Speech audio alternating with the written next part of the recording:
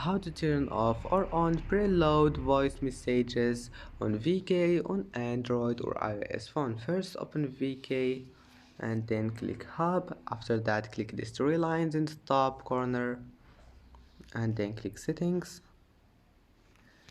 And once you're here, all you need to do just click up settings,